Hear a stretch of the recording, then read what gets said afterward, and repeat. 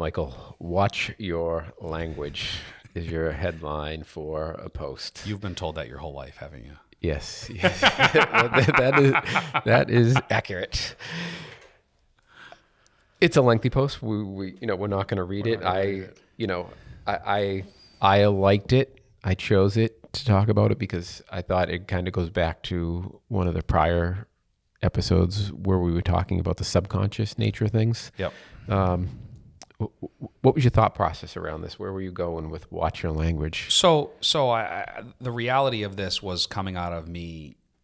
Again, we've talked in previous things about culture and how it shapes our view and how it kind of at times gets in the way of kind of common sense and good business sense, and it has the ability to really shape how people think. And I started thinking about language and words that we use, and how it subtly impacts us and our view of the world. It actually, I think language has an ability to shape people's core beliefs about things. And I gave two examples in the post. One was one was about the phrase unearned income, right? So if you think about what the IRS code, the tax code, calls income that an investor makes, if you make your money as an investor, if you're a professional, I'm a professional investor, right? That's what I do for a living. The tax code calls that unearned income. When I come to work every day, I work 60 hours a week, every week, and the tax code calls it unearned income. So when you think like that, now think about how easy that is to slip into culture and start to think that investors are immoral and investor profits are immoral and carried interest is immoral and all of these ways that investors learn their money is immoral. Down with the man, out come the pitchforks, Occupy Wall Street.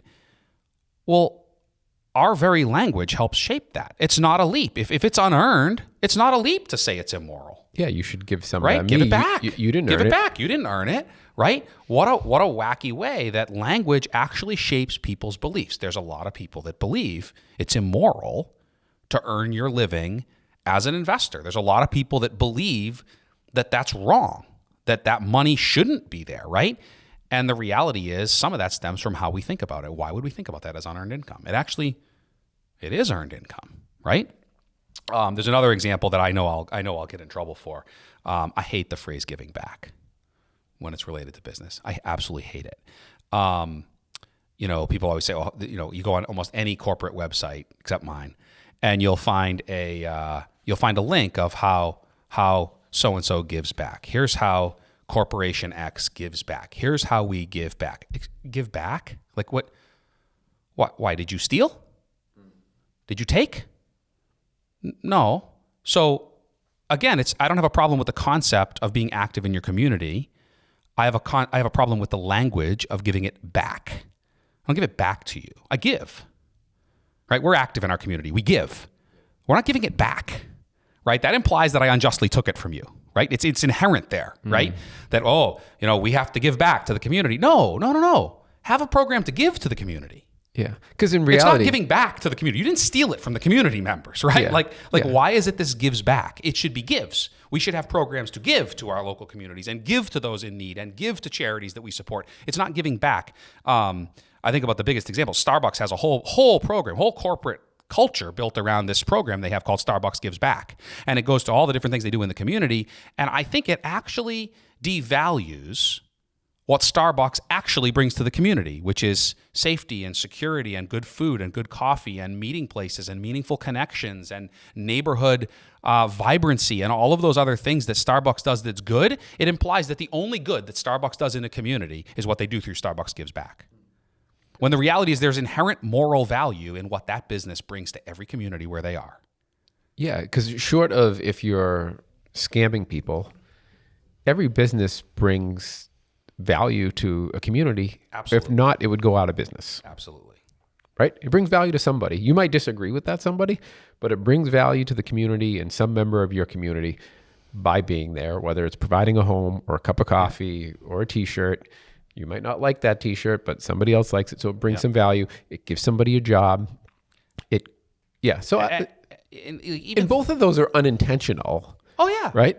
I don't think anybody's saying, "Oh, we're going to phrase it this way to try and." No, but it shows how language shapes Society. Yeah. Everybody would say every company should give back. Well, no, every company should give. Yeah. But some people would say, well, the community gave to you. They gave all this. Like, no, there was an even exchange. There was an exchange. And it wasn't even always the community that gave that exchange. Many companies derived their income from somewhere else, right?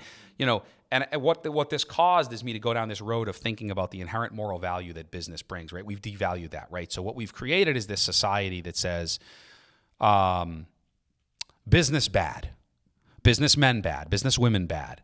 They're only valuable if they're quote unquote giving back, and that's how we determine their value is based on what they give back to the community, not the inherent moral value of what their business brings. And it made me think of different businesses and what their inherent moral value to their society, to the world, to their neighborhood, to the culture is, right? Think of an architect. What does an architect bring? Aside from just the value of their actual work, right? They bring beauty and safety and security and order to things in the world, right? You know, restaurants provide food and community and shelter and you know, engagement in your neighborhood and joy and sustenance, physical sustenance, right? You know, think of a jeweler, right? Somebody owns a little jewelry shop. What do they bring? They bring joy. They bring happiness. They bring confidence, right? All of these things are the soft side of this. These are inherently moral things. Home builders bring shelter and joy, and think of all the memories that you've made with your family in your home, right?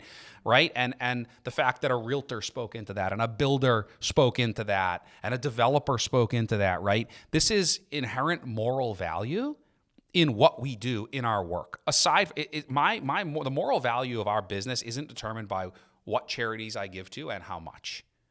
We bring something to the world of value.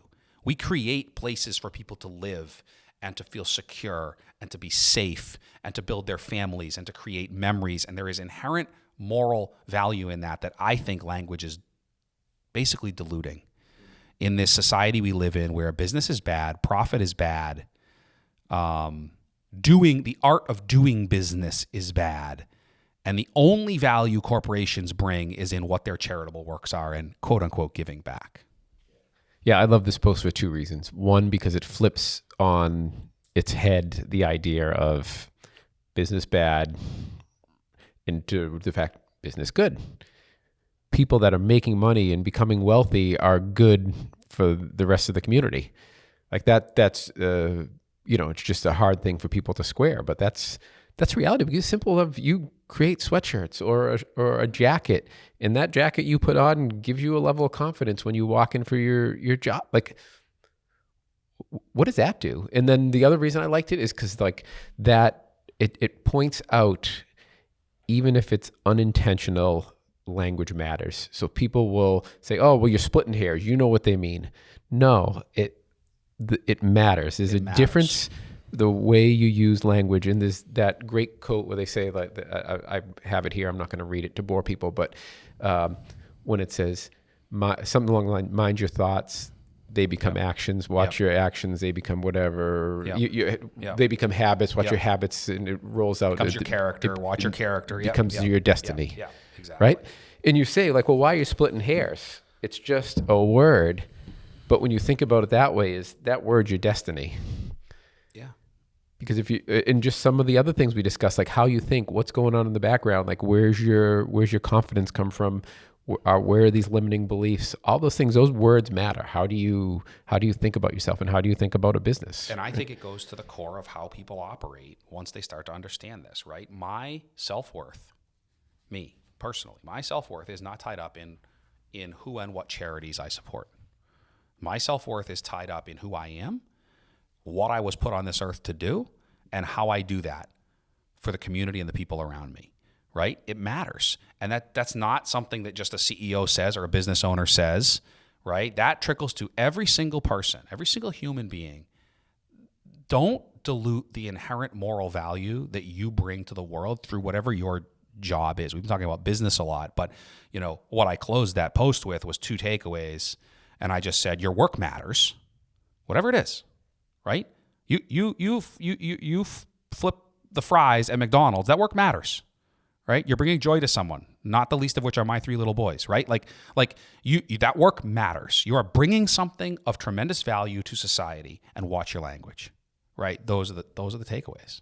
Yeah. And I think it goes back to like the internal versus external value.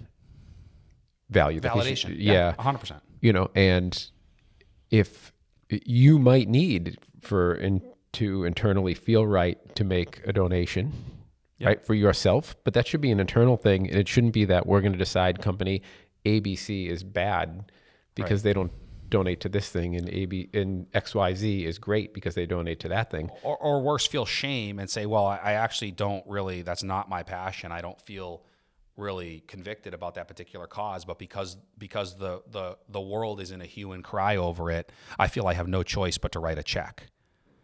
Right? Let's be real. Mind your words, but even more so, mind your thoughts.